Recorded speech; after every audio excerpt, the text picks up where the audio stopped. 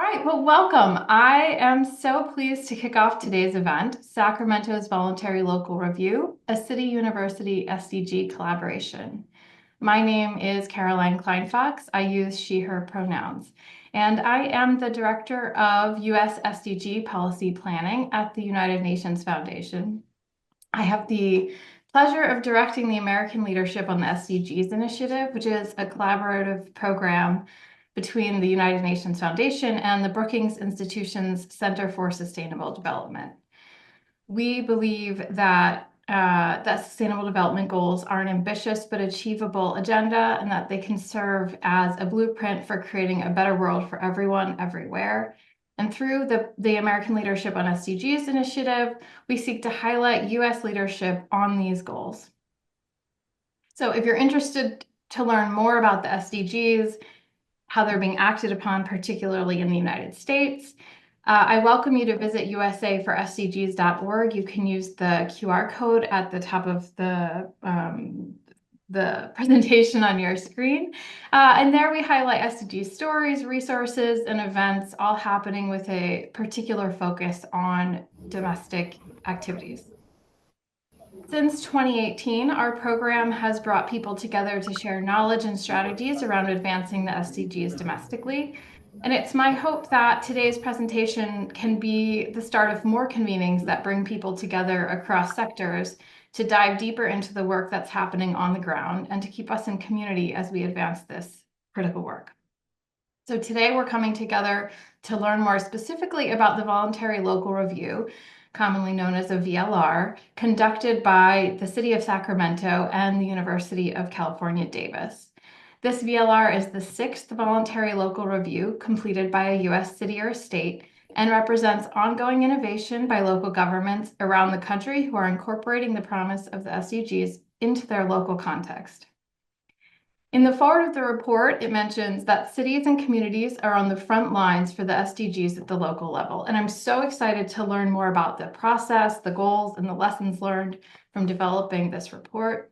As we begin today with a presentation from the two people responsible for its creation, Randall and Jolynn Shoemaker. Following their presentation, we'll have a few minutes for Q&A, and then we'll shift into breakout rooms for discussion before we come back together for closing remarks. So it's a tight agenda. And during the presentation, I do ask that you remain muted. And if you want to put questions in the chat, introduce yourself, share links, etc., please put that all in the chat so we're not interrupting the presentation as it goes. We'll get to those during the Q&A time. Nice to meet you. It won't let me. Wow. And please also make sure that your name matches your name, your name on the screen matches your own name so that folks know who's talking as you comment.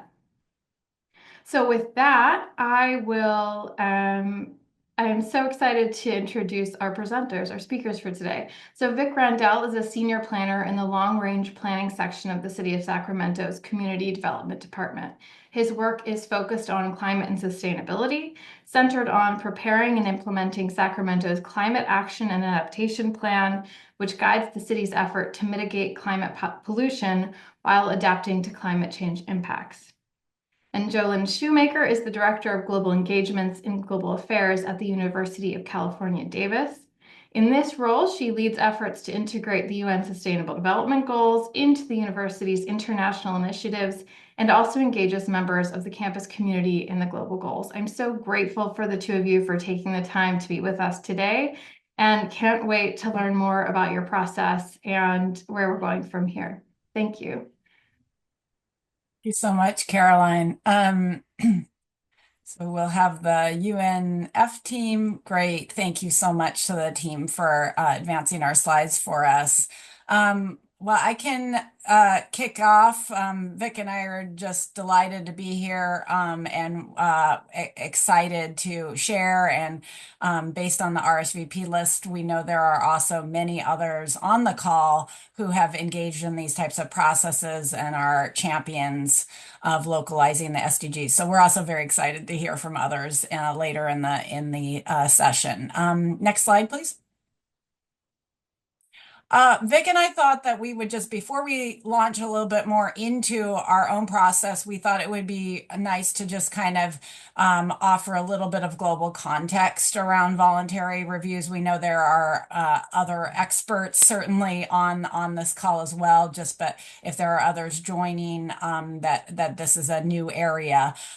So in terms of the 2030 Agenda for Sustainable Development and the 17 SDGs, the countries around the world, part of this commitment, the countries around the world did encourage member states to conduct regular reviews. The agenda also recognizes that these should occur at both the national and subnational levels. And as a result, we've seen a movement at various different levels since the SDG agenda came into force. Many countries around the world have submitted VNRs, voluntary national reviews. Most countries in the world, the United States is one of the few exceptions there.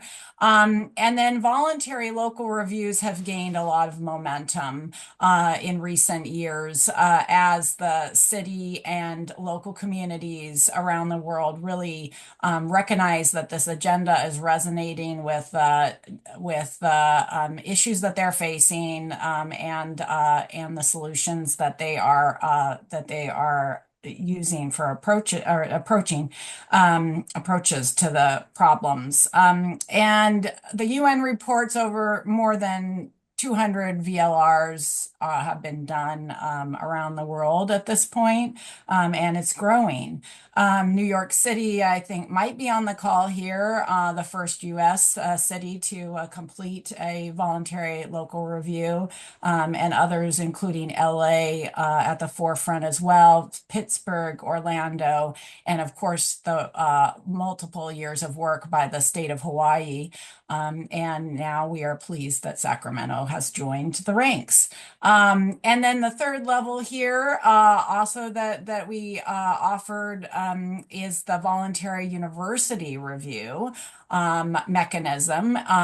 Fewer voluntary university reviews, but we were at UC Davis the second one in the United States following Carnegie Mellon University on the voluntary university reviews, and that really established a strong foundation for the work that we'll talk about today. Next slide. So we thought before we launch in, we thought Vic and I wanted to just give you a couple of just contextual pieces of information about the city of Sacramento area, and about UC Davis in case you're tuning in from other areas. Vic, you want to start?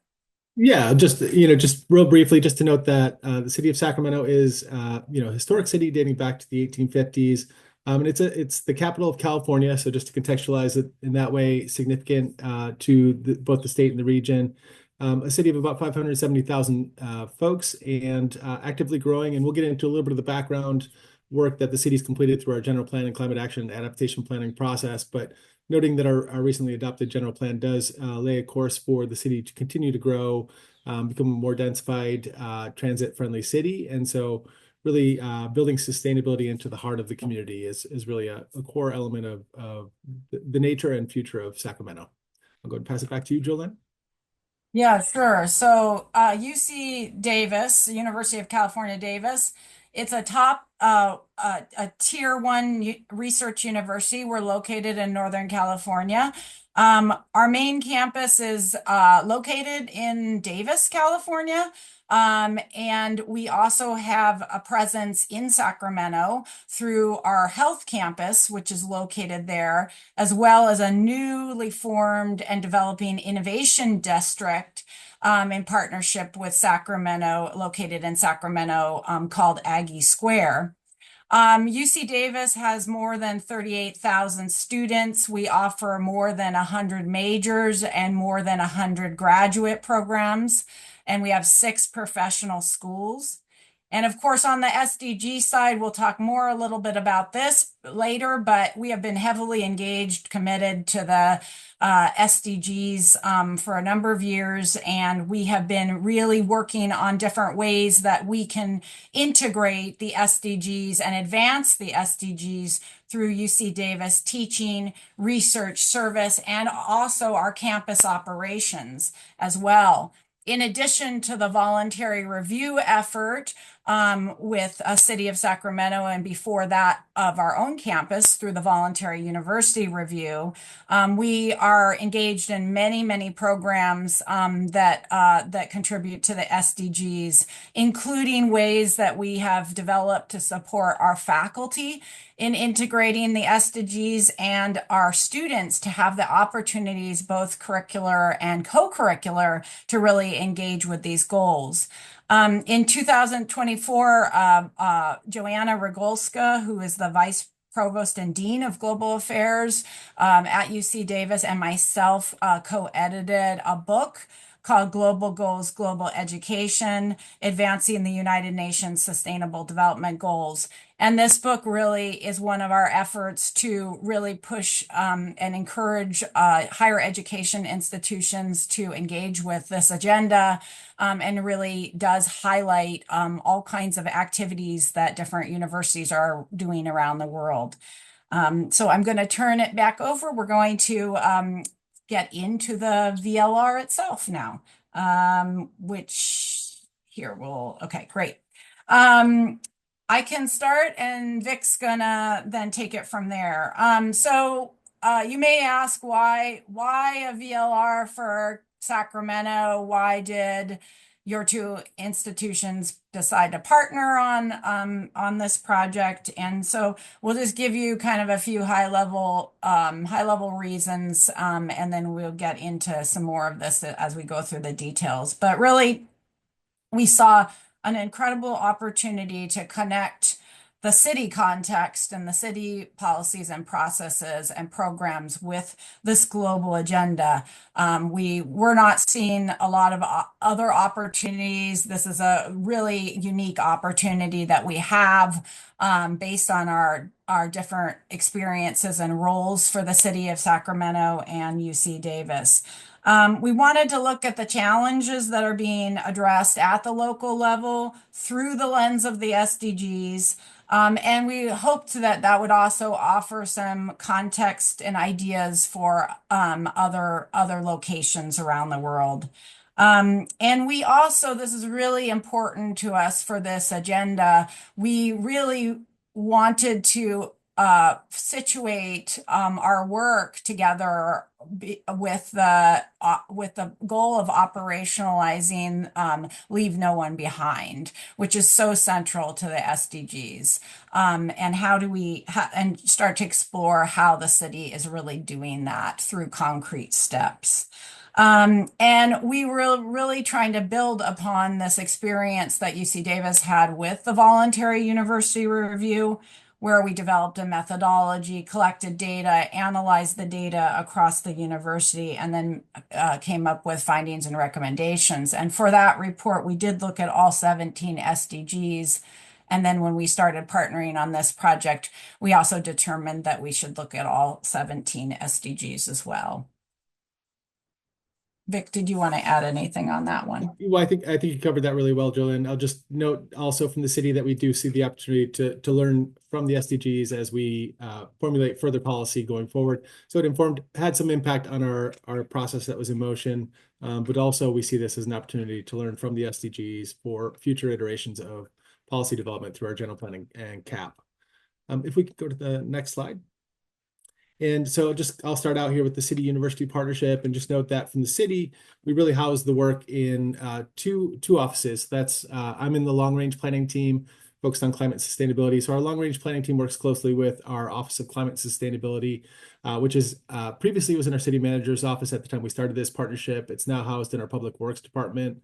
That's really a core part of our citywide climate and sustainability team that we have integrated through multiple departments, but really looking at that housed primarily in long-range planning in our Office of Climate and Sustainability. So that was the core of the partnership that we brought to this relationship with the university. And then as needed, bring in partners from other departments across the city to inform the VLR. Jolynn, would you like to talk about the university relationship? Yeah, sure. So on the UC Davis side, how we structured this was the office where I work, Global Affairs, which is the central office for the UC Davis campus that is doing international engagement, global partnerships, really facilitating that for across campus and all of our campus community. And we also partnered with the Government and Community Relations unit at UC Davis, which is actively very deeply involved with the city of Sacramento and working with the city of Sacramento along many different types of projects and initiatives. So we had been heavily engaged in the SDGs and through the voluntary university review. And so we talked to our colleagues in government and community relations, and they love the idea of partnering on this, on working with Sacramento on the SDGs. So that was kind of our starting point. And then of course this visual here is a joint letter that is in the VLR, similar to other VLRs in the US that have also had a letter of introduction that included a message from the mayor. This one for ours has a joint letter by the mayor and the chancellor of UC Davis showing that strong leadership support from the top for this project. All right, next slide. Well, I'm going to turn it over to Vic in a minute because he's going to go much more into depth on what this means for the California context and the Sacramento context. But just to say that we were very interested almost immediately when we started looking at this project, the opportunity to look at general planning as just this great chance to connect the SDGs and the local planning efforts. And in California, if you're tuning in from outside of California, California actually requires every city and county to adopt a general plan. So these are processes that have to happen anyway. And the elements of the general plan we found to align just so naturally and clearly with the 2030 agenda and the SDGs. So we really took this opportunity to look at that process as a great chance to connect these agendas. So I'm going to turn it over to Vic and he'll tell you more. That's great. Thank you, Jolynn. And you can go ahead and move on to the next slide. So just wanted to build on that background around general planning in California and note that when the university reached out to the city, we were already deep in the multi-year process to develop the city's 2040 general plan and climate action and adaptation plan, which also is known as the CAP for short. So if you hear me saying CAP, that's our climate action and adaptation plan. Both of these citywide plans were developed with extensive community engagement to ensure they reflect community priorities and Sacramentans' vision for the future of our city. And both plans were evaluated also through a master environmental impact report for compliance with the California Environmental Quality Act. The voluntary local review, on the other hand, provided an opportunity to also evaluate the general plan of CAP through the lens of the UN Sustainable Development Goals. So I'd just like to share a little bit more background on this local planning work. That was kind of a baseline, a framework around which we built the VLR. If you could go ahead and go on to the next slide, please. So the general plan is the city's long-term 20-year vision or blueprint for urban development and preservation in the city. It addresses issues affecting all aspects of life in Sacramento. The general plan expresses how the community should develop over time and specifies locations for various land uses, transportation investments, new parks and open spaces, and other public infrastructure. and it guides urban development within the city limits and is used as a basis for land use decisions by government officials, such as the Planning and Design Commission and the City Council. Next slide, please. So the California law requires that general plans include several chapters or elements which impact the quality of life in our community. These include land use, circulation, housing, conservation, open space, noise, safety, and environmental justice. Sacramento's general plan also includes optional elements such as historic resources and economic development. Next slide, please. So the city's climate action and adaptation plan complements the general plan and was prepared concurrently. So the two documents are really synced and communicate well to with each other. There's some overlap in policy direction in the two documents. They really are meant to provide comprehensively together a 20-year vision for the future of the city. So the climate action and adaptation plan includes a greenhouse gas inventory that identifies where greenhouse gas emissions are emitted within Sacramento's built environment, transportation, and other sectors. The CAP then identifies a range of actions, around 240, that provide detailed direction to reduce these greenhouse gas emissions with the goal of achieving carbon neutrality citywide by 2045. The CAP also includes a climate change vulnerability assessment, which analyzes the projected effects of climate change in Sacramento over the course of the 21st century. And then finally, it includes a set of 6 adaptation goals and a range of policies and actions intended to prepare Sacramento for the projected impacts identified in the climate change vulnerability assessment. Next slide, please. And so I just want to give a high-level overview of the general plan and how it fits into city government overall. The general plan sets the city's long-range policy direction and objectives to guide city investments and decision-making. It's then implemented through specific plans, strategies, and other city plans with nearer-term implementation guided by city codes, ordinances, and programs. The voluntary local review evaluates city policy at each of these scales, but really draws heavily on the general plan at the top of this pyramid. Next slide, please.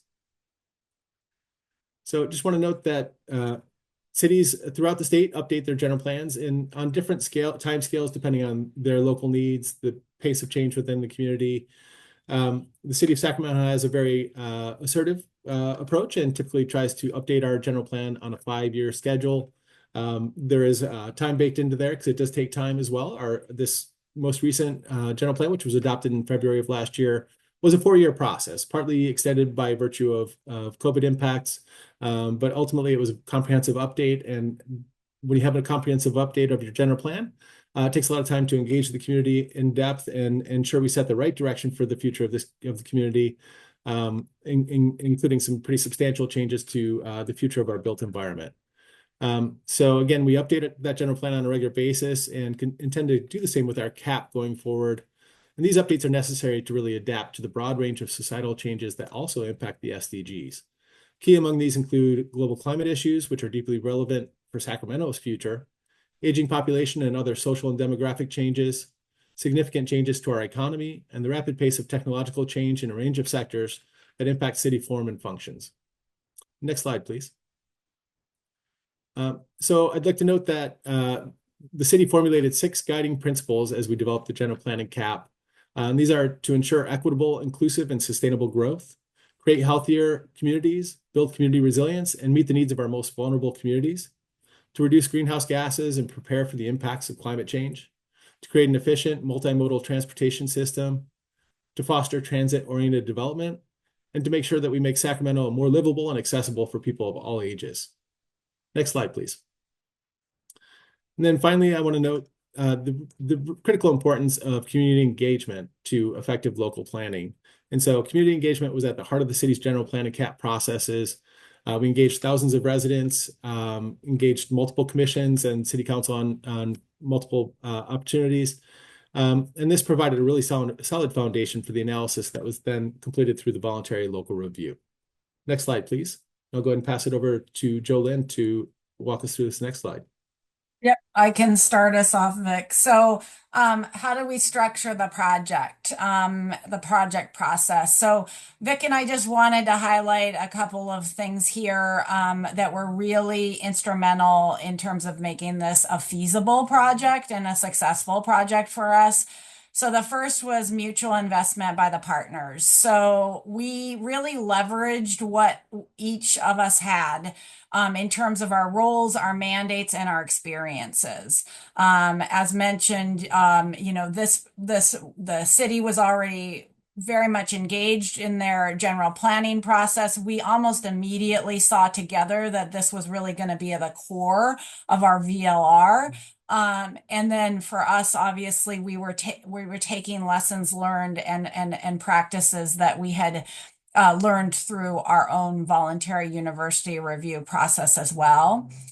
We also had an extremely lean team, core team, a core planning team, project team that was originally 4 people.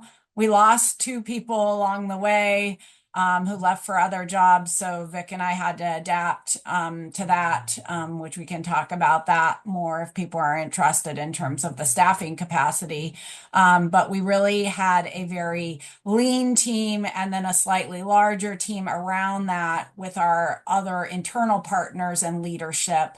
And then we had, of course, very targeted input, which on our next slide, Vic's going to talk a little bit more about. And then the third, we built on, obviously, Vic just talked about, we built on existing processes. So we weren't creating parallel or duplicate processes just for the VLR. We were just leveraging what was already be done and looking at that through the lens of the SDGs. Vic. Yeah, I think you covered that so well. Yeah, just really to reiterate that building on our existing processes enabled us to really integrate the VLR process into a very heavy workload on our team as we move through the general plan and cap processes. But it really worked, I think, very effectively.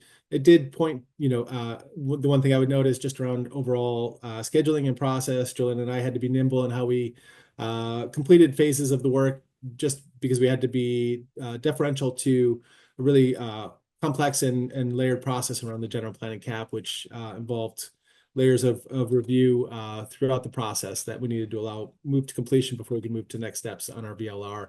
But by integrating the VLR, associating it with those processes, we're able to create more capacity, I think, that's reflected in the VLR than if we'd moved that VLR independent of the general plan and cap processes. So really just, pointing to the value of aligning processes can create additional value in the VLR process. Next slide. So we're not going to go into depth here, and I'm looking at the time in Caroline's packed agenda for this webinar. So we probably will save, areas of more depth on this timeline for breakouts or anyone who wants to contact us to talk more about any of the phases. This is just a kind of top level, process overview of the different stages. And we work by quarter system at UC Davis, so that's why it's kind of organized mainly by quarters here. Vic,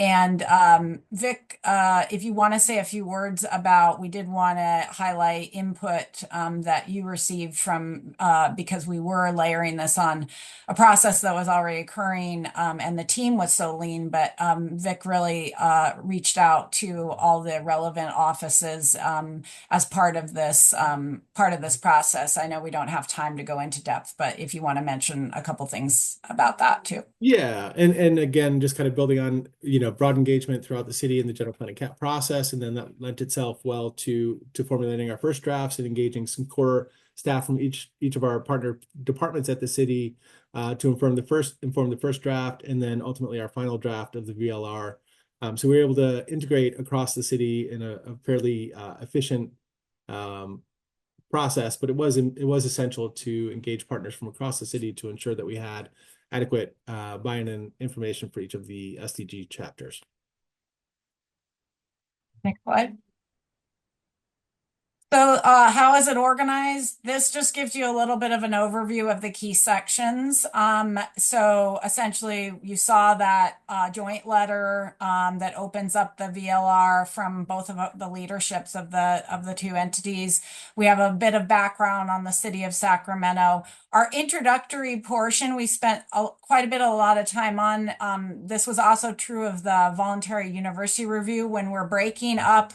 Um, sections of a report on each SDG, we worry about losing some of the elements of interconnection, right, and indivisibility that are core to the SDGs. So the introductory section was really where we tried to flesh that out and really focus in on elements of how the city was approaching problems, challenges, and solutions that were cross-cutting across multiple SDGs. So we not only looked at, obviously the local global relevance in that section, and as we described the general planning processes as an opportunity, but we also did like a very strong spotlighting on the community engagement processes and what the city's really all kinds of insights that the city has from those processes and really deliberate ways that the city has approached making sure that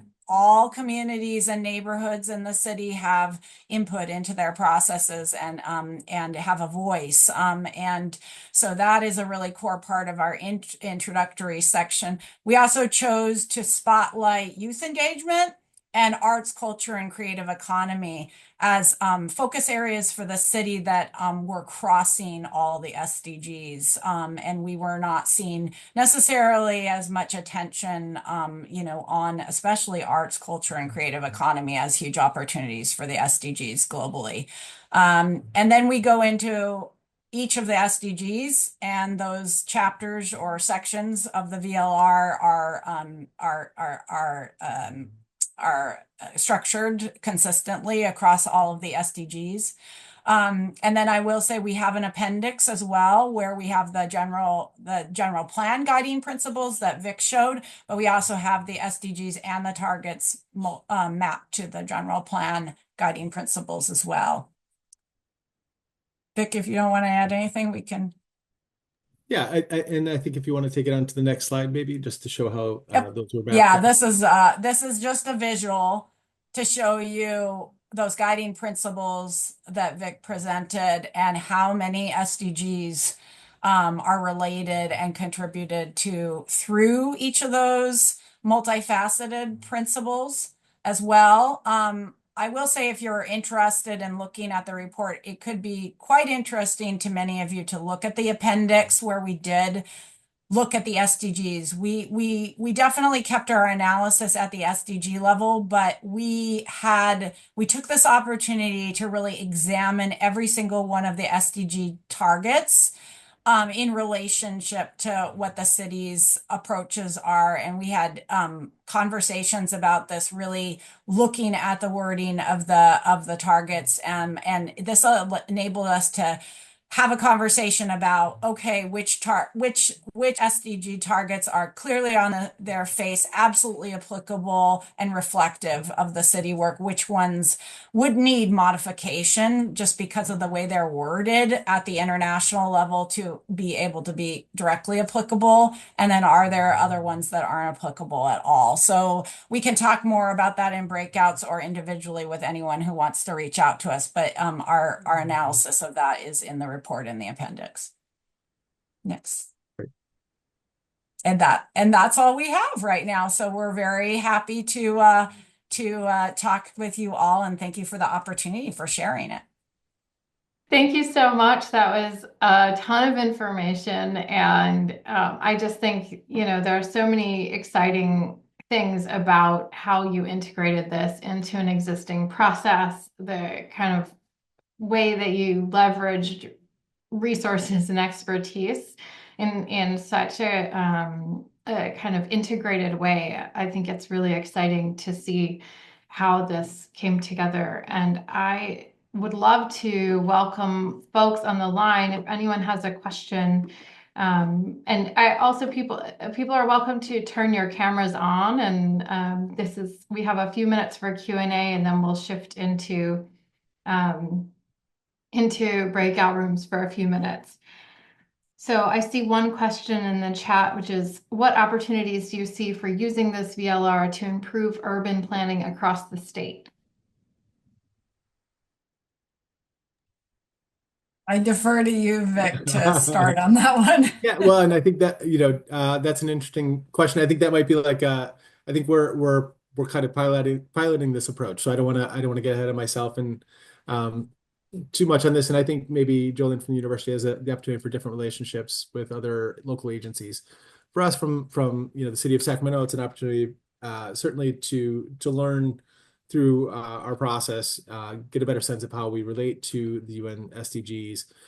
It's an opportunity as Jolynn and I formulate opportunities for continued partnership. We see some ways in which we could creatively inform future city policy, which ultimately always does have to be completed at that local level through local engagement with local stakeholders and our elected leadership. But ultimately, there is opportunity, in particular, I think, as we do our background work to draw on those global best practices to inform our baseline work as we initiate our next round of updates to our key policy documents and specifically our general plan and cap. Vic, this might be a good also time to talk a little bit about the behind in the background, how many conversations you were having within the city and so forth too.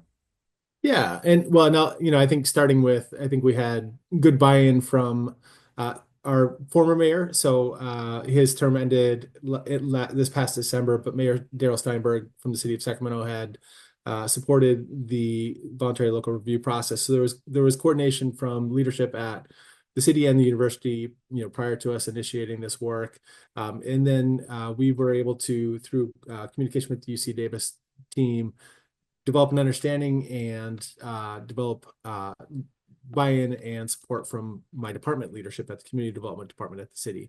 So that was really kind of that core layer that needed to be achieved for us to go ahead and move forward with the work.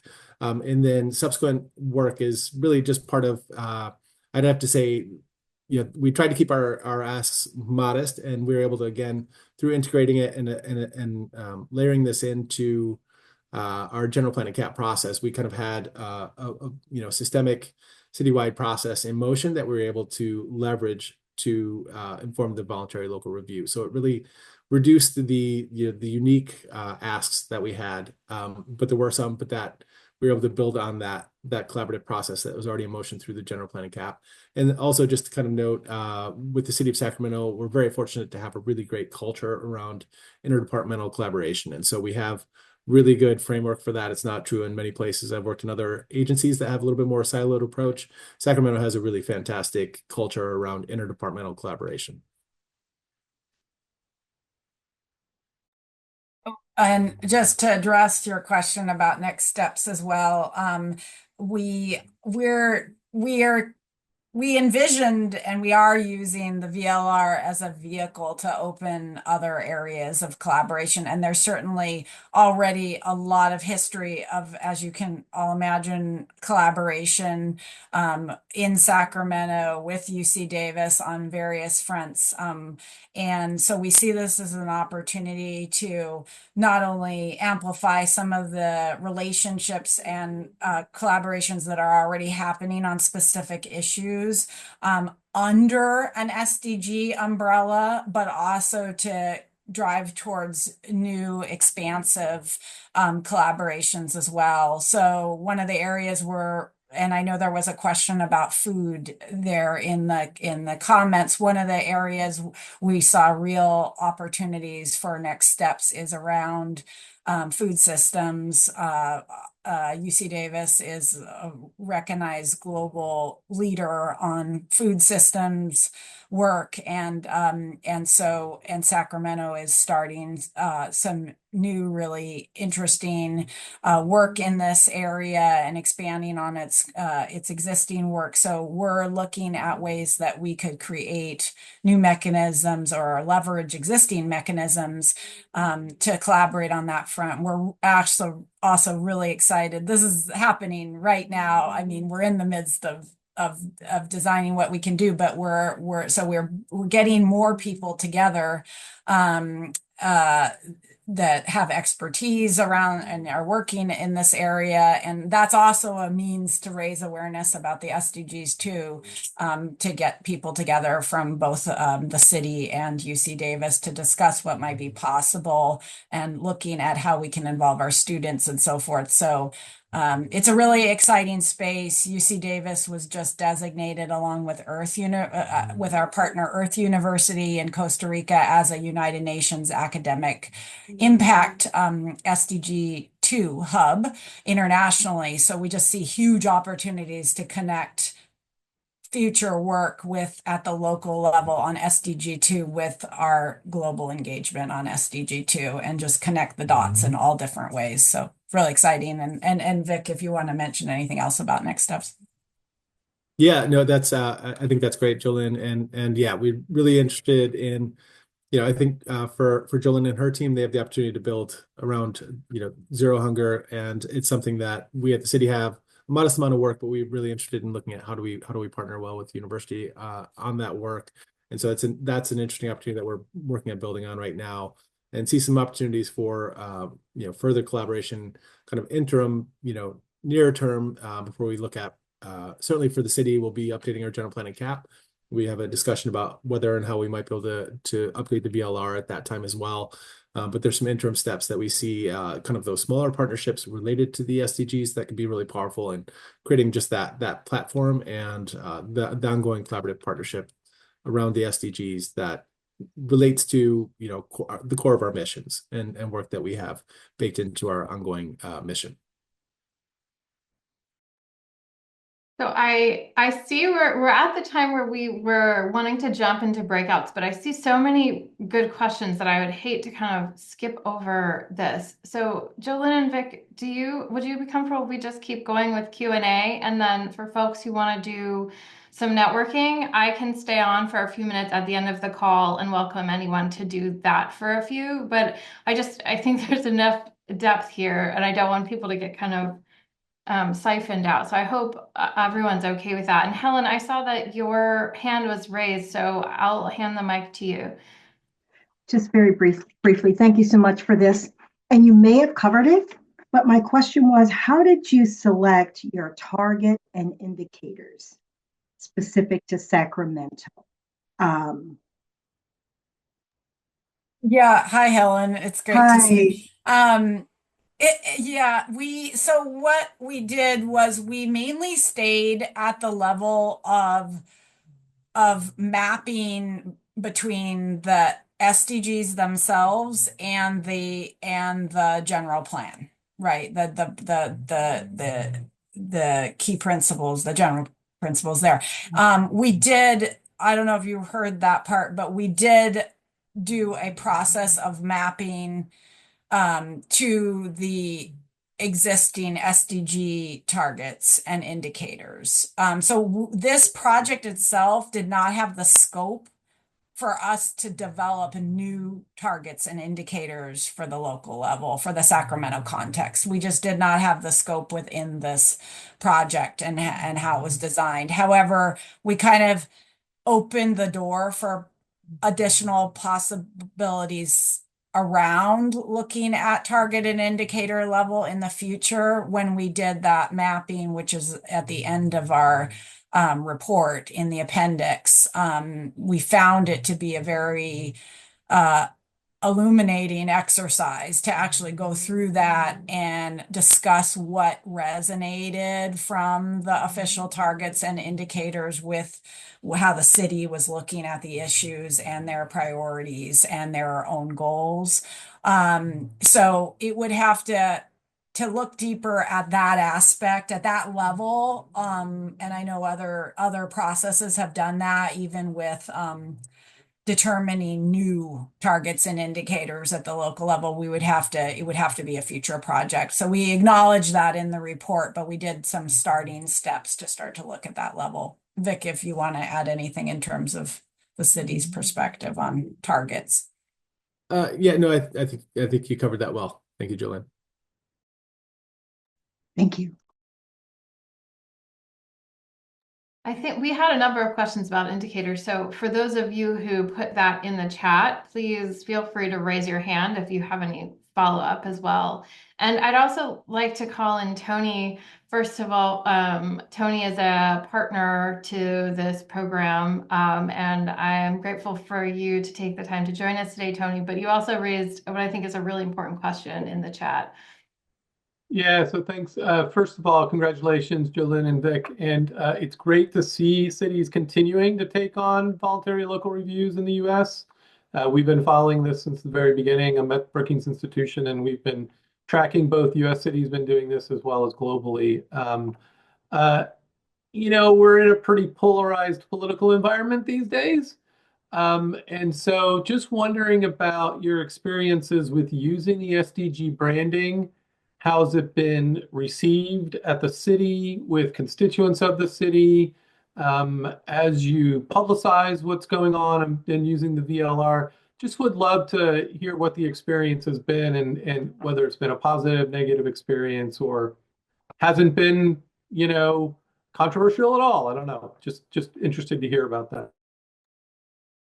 I can start, Tony, just from the university perspective, and then if Vic wants to add in terms of his outreach that he was doing as part of our collaborative work.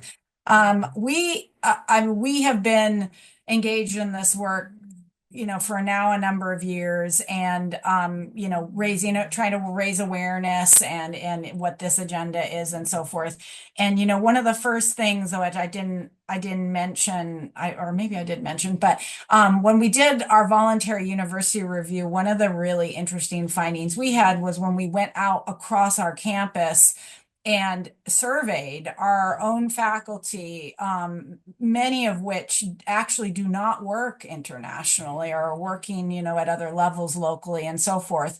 We found it very interesting that more than 50% of them came back and said, I am working on the SDGs. These are the SDGs I'm working on, and I'm working within the United States on the SDGs. And that was a first indication, I think, of just the relevance when presented this agenda to people and what the agenda includes in terms of context. So that was kind of our first, I would say that was even a very early seed to what ended up transpiring with this project, because we started to see, we really need to look more carefully at this and to be able to pull out and look at what's happening with our community and the local community as well. So I do give that example. We have also, and this is a little bit apart from the process itself on the VLR, but we have been also using this opportunity to present to various groupings in our area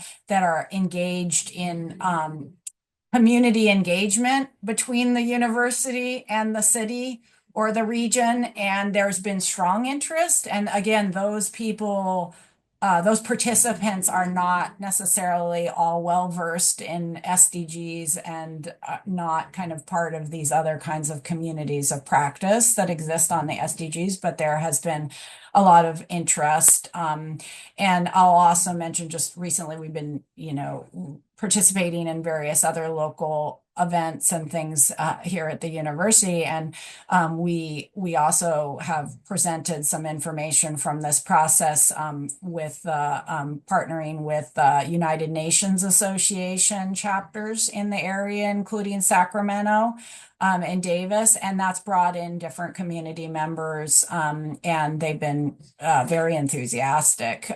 So they're just little snippets of information or reaction, and those might be, particular communities that are already situated to, that have the perspective to be supportive of the agenda. But it's been very positive from what I've seen on my side. Vic, did you want to talk to the city side on that?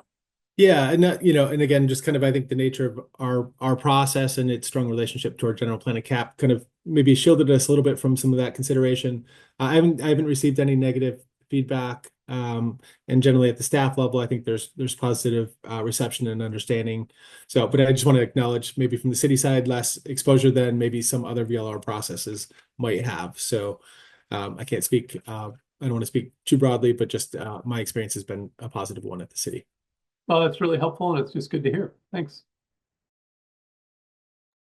So I have one question, and I'm going to acknowledge that we have, I think, a class of students from NYU on the line, and so I'm really excited to have some youth and young folks here. Also, you know, a community of lifelong learners, I'd say probably across all of us. So I'm curious to hear about what approaches you took or are taking on youth engagement, and where do you see more opportunities for youth engagement and action on SDGs on this kind of process and beyond? You want me to kick off, Vic? All right, I'm happy to kick off, and Vic has a lot to say on this too. Absolutely. I mean, I think everyone on this call knows youth engagement is absolutely critical to achieving this agenda, and not only in the SDGs, but that was absolutely reaffirmed in the Pact for the Future. When the countries around the world gathered in September. Here at UC Davis on the SDGs, you know, one of the things that we're doing many things to look at how we can support young people in our campus community to get more involved. But I oversee an SDG internship program for undergraduates, and that's been a really phenomenal experience, and it has evolved. We started it kind of in the midst of COVID as a virtual internship, and it's expanded from there. Every quarter I get more applicants. Every quarter, I get more diversity of applicants on a variety of fronts, including their majors. So it's not just political science or IR. I get international relations, political science, but I get all kinds of other majors. And I also get just this often a combination of US students and international students. So it's just a phenomenal kind of thing to see the young people coming together with a common passion, interest. And one of the things I think we're doing through that internship is we're really sometimes, especially if you're on the West Coast in California, we're very far from United Nations headquarters. We're very far from where the policy making is happening. It can feel out of reach, overwhelming, and really to situate opportunities like Vic and I are talking about, where students can be seeing their involvement at the campus and local level as contributing to the goals, seeing that really happen. And one of the things that the students that have been in my program also have really appreciated the opportunities to talk with community members, to get out there at community events and be ambassadors to the SDGs, and really show people what they actually mean and how that relates to what those people in the community care about. And so I'm excited about that, because I think that many of our institutions, we have these silos, right? On topic area, majors, departments, whatever, we have silos in terms of who works on local and who works on global. And we're starting to just really use this agenda, kind of break that down so that we can have much more cross-pollination. And the students see it. I mean, they are seeing the connections. They want to be involved. They want to be. So I commend the class that's here today. And, I hope that the students here today will find ways to really get involved. And we're always open to connecting our students. And we're doing that also with Carnegie Mellon, and talking about how our students and others to talk about how our students could connect on the SDGs.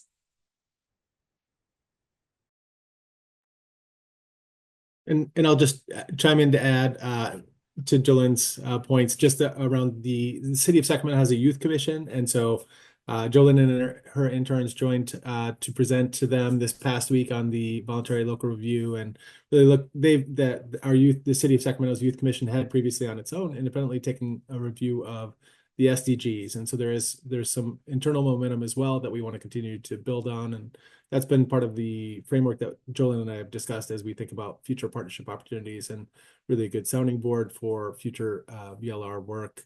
And then also just from the city, we have healthy internship programs, and it's something that we've talked about, whether there might be opportunities in our aligned work to align with Jolynn and her internship program, whether we have opportunities there to provide field opportunities for those interns. And so it's something we can want to lean into from the city as well, and certainly see the importance of youth engagement.